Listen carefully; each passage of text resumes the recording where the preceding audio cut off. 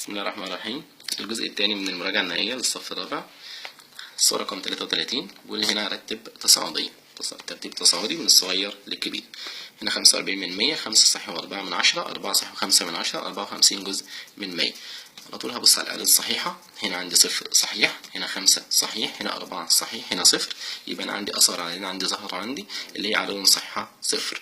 طيب عندي 45% وعندي 54%، يبقى هنا 45% ده الأصغر. يبقى أنا أكتب ترتيبي، أبدأ ترتيب 45%، بعد كده 54%.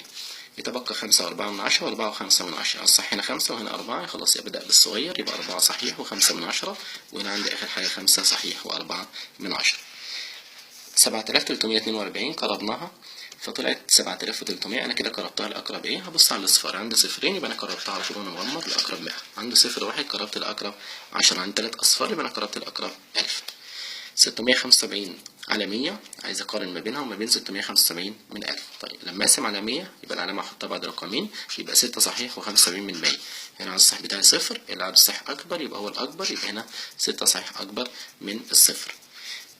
29 صحيح، 95 جزء من 1000، عايز اقربها لاقرب جزء من 10. الجزء من 10 هنا الصفر، التسعة على يمينها هتزودها 1، يبقى الصفر ده هيبقى 1، واكتب العلامه واكتب العدد الصحيح. 96 ساعه بيساوي كام يوم؟ 3 أيام ولا يومين ولا 4 أيام؟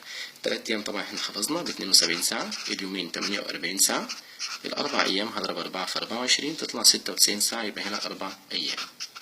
هختار 4 أيام. 38 اللتر بيساوي كام ملي لتر؟ هنكتب 1000 ملي لتر، يبقى اللتر بيساوي 1000 ملي لتر. طب الملي لتر بيساوي كام لتر؟ يبقى نقسم الملي لتر يعني 1 هقسمه على 1000، يبقى 1 على 1000 أو 1 من 1000. يطابق المضلعان إذا كانت، هنكتب الأضلاع المتناظرة متساوية في الطول والزوايا المتناظرة متساوية في القياس. يبقى عشان يطابق المضلعين لازم الشرطين، الأضلاع المتناظرة تكون متساوية في الطول والزوايا المتناظرة تكون متساوية في القياس. 550 ملي لتر أكبر ولا 3/4 لتر؟ 3/4 لتر بحفظ 750 ملي لتر. هنا 550 يبقى أحط علامة أصغر من. هجمع وهنا هطرح وبعد كده اشوف مين الكبير. اسوي الخانات الاول عشان اقدر ان انا اجمع.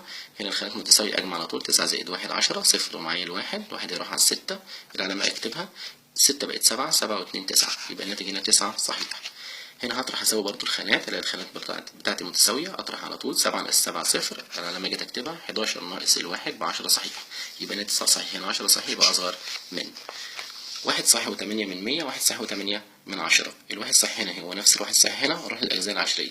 هنا 8 من 100، طب هنا 8 من 10، اسوي الخانات فاحط هنا صفر فتبقى 80 من 100، يبقى 8 من 10 هي نفسها 80 من 100.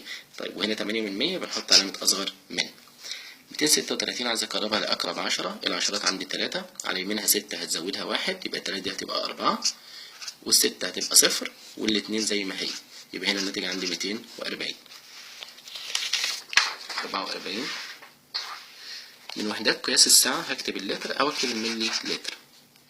يبقى عندي اللتر أو الملي لتر.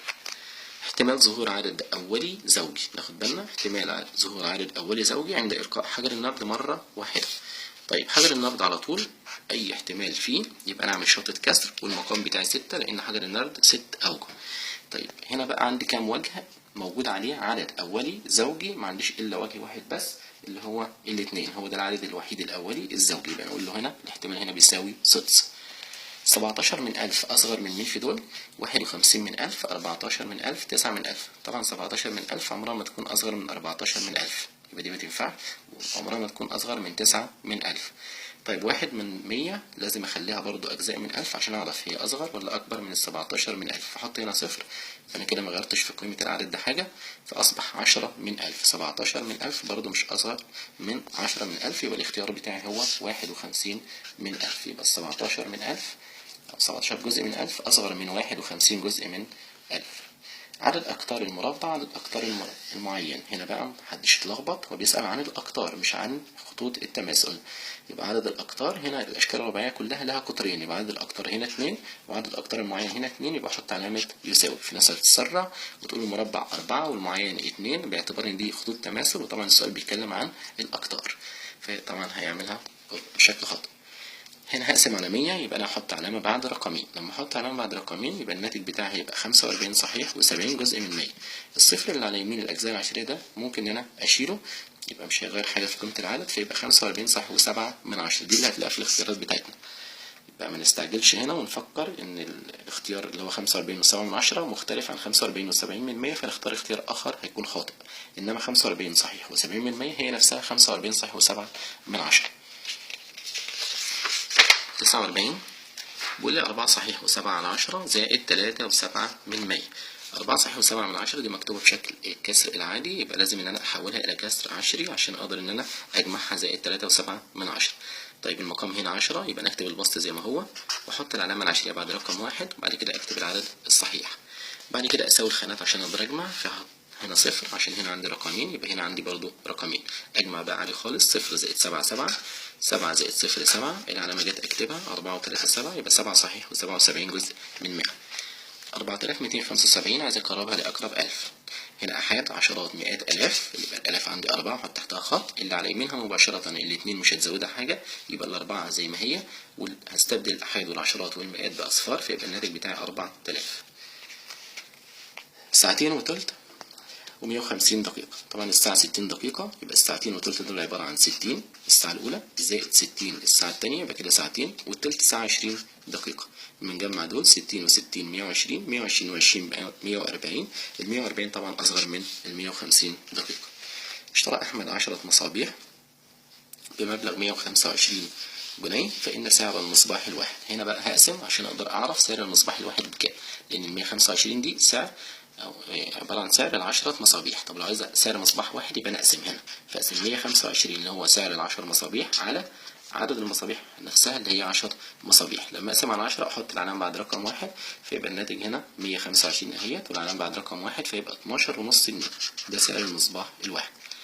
750 مللي لتر ولا 3 لتر؟ طبعا 3 لتر ب 3000 مللي لتر، وهنا عندي 750 يبقى أحط علامة أصغر من.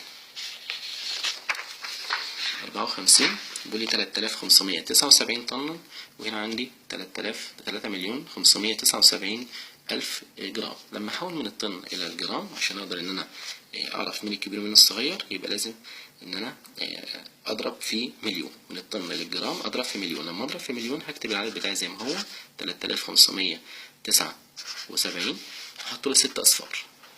اصبح العدد بتاعي عبارة عن 3 مليار 579 مليون جرام. وهنا عندي الناحية التانية 3 مليون، يبقى طبعا ده 3 مليار، يبقى ده طبعا أكبر. هنا طبعا اللي هيضرب في 1000 هيلاقي العددين زي بعض فيحط يساوي. طبعا الطن مليون جرام مش 1000 جرام، يبقى في ناس كتير هتضرب في 1000 باعتقاد إن ده كيلو جرام، وهتلاقيها قد بعضها فتحط علامة يساوي. الواحد جرام عايز احول كيلو جرام، يبقى انا هقسم من الصغير للكبير اقسم. فلما اقسم الواحد جرام على ال1000 فيطلع لي هنا 1 على 1000 أو 1 من 1000. الكسر العشري الذي ينحصر بين 63 من 100 و64 من 100. عشان تظهر الكسور العشرية المحصورة بين 63 من 100 و64 من 100 احط هنا صفر واحط هنا صفر. كده انا ما غيرتش حاجة في قيمة العددين، انما هتظهر الكسور اللي ما بينهم. فالكسور العشرية اللي ما بينهم 631 من 1000، 632 من 1000، وهكذا لحد 639 من 1000. ادور بقى هنا على الاختيار الصحيح، يبقى هنا عندي 635 من 1000 هو اللي هيبقى محصور ما بين 630 من 1000 و 640 من 1000. العدد 9079 قربناه طلع 9000، يبقى ده مقرب لأقرب 1000 لأن هنا عندي 3 أصفار. الساعتين ونص كام دقيقة؟ الساعة 60 دقيقة، يبقى الساعتين 120 دقيقة، والنص ساعة 30، يبقى 120 زائد 30 يديني 150 دقيقة. وبكده انتهى الجزء الثاني من فيديوهات المراجعة النهائية للصف الرابع.